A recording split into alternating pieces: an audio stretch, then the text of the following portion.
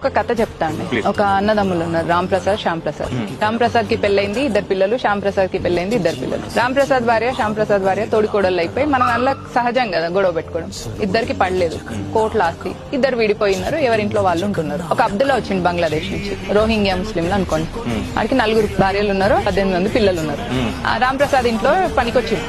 వచ్చిన తర్వాత రామ్ ప్రసాద్ బిజినెస్ వ్యవహారాలలో బిజీగా ఉంటూ ఊరికే తిడుతుండే అన్నట్టు అబ్దుల్లా. అప్పుడు అడిగిందంట రామ్ ప్రసాద్ భార్య, సార్ నేను ఇట్లా తిడుతుంటే నీకు కోపం వస్తలేదా అబ్దుల్లా అంటే, ఎందుకు కోపం వస్తుంది మేడం, సార్ పని చేసేది నా భార్య నా పిల్లల కోసమే కదా. അങ്ങനെ అప్పుడు రామ్ ప్రసాద్ భార్యని, మా ఆయన నీ కోసం నీ పిల్లల కోసం ఎందుకు చేస్తున్నాడు, నా కోసం నా పిల్లల కోసం చేస్తుండే కదా అని అన్నాడు. అంటే మేడం వీడు ఎంత తెలివైన అంటే వీనికి స్ట్రాటజీ ఉంది, వీనికి ప్లానింగ్ ఉంది, ఇంకొక ఎజెండా ఉంది. 2 శ్యామ్ ప్రసాద్ రామ్ ప్రసాద్ ఇద్దరికి కలిసి పని చేస్తాడు అనమాట.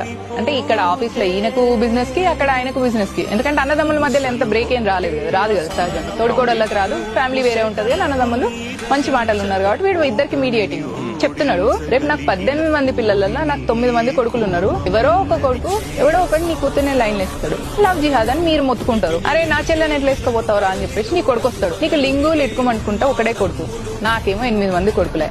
వీళ్ళు వాళ్ళు కొట్టుకున్నప్పుడు తప్పిపోయి నీ కొడుకు చచ్చిపోయిండే అనుకో, నీ కూతుర్ని వేసుకుంటే 50% వస్తే నీ కొడుకు పోతే 100% వచ్చే. 1. 2 అక్కడ మీ మరిది ఉన్నాడు, వాళ్ళకు కూడా ఒక బిడ్డ ఒక కొడుకే.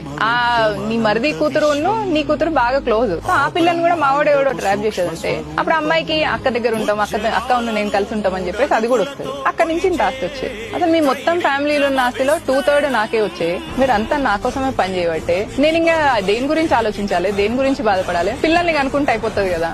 ఈ కథ ఖచ్చితంగా సెపరేట్ గా కట్ చేసి దీనికంత బ్యాక్గ్రౌండ్ మ్యూజిక్ వేసి జనాలకి ఇంట్రెస్టింగ్ గా తయారు చేసి, ఎందుకంటే ఖచ్చితంగా చూడాల్సినటువంటి కథ కాబట్టి ఎంత వీలైతే అంత ప్రయత్నం చేస్తాం. దయచేసి ఈ వీడియో షేర్ చేయడమే కాదు, ఈ కథ సెపరేట్ గా షార్ట్స్ లో పెడతాం, అది కూడా మీరు డౌన్లోడ్ చేసి పంపినా సరే అబ్బా ఖచ్చితంగా ప్రపంచానికి తెలుపుర్రి. వామ్మో